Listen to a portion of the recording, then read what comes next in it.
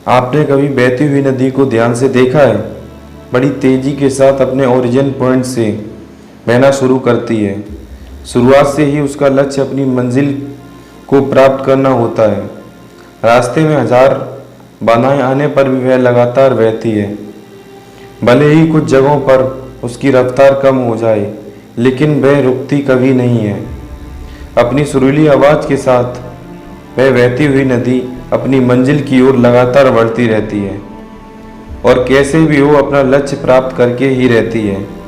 सोचो, यदि नदी बीच में ही बहना छोड़ दे तो क्या होगा? उसका पानी ठहर जाएगा और वह कुछ ही दिनों में सूख कर नष्ट हो जाएगी। दोस्तों, यही हमारी लाइफ में होता है। यदि सफल होने के लिए आप कोई लक्ष्य तय करते हैं तो उस लक्ष्य तक पहुंचने की पहली शर्त यह है कि आपको लगातार अपने लक्ष्य की ओर बढ़ते रहना है। यदि कहीं रुके तो असफलता निश्चित है।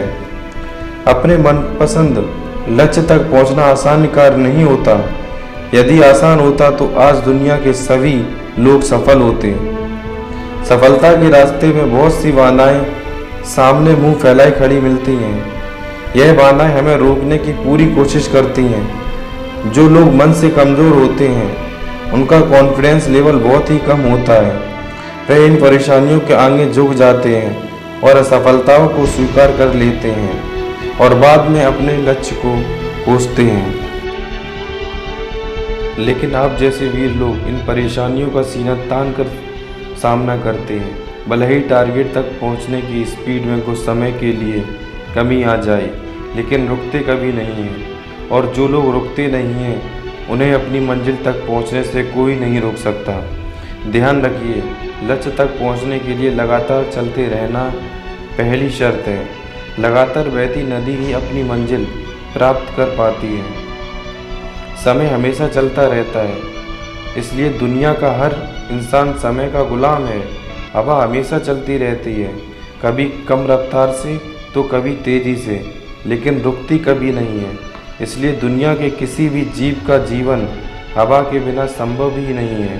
संपूर्ण ब्रह्मांड जिसमें अरबों गैलेक्सी हैं, खरबों तारे हैं और अनगिनत ग्रह हैं, सभी चलते रहते हैं, कभी रुकते नहीं हैं। प्रकृति का नियम है कि जो रुक गया उसका सफल होना या नष्ट होना तय है।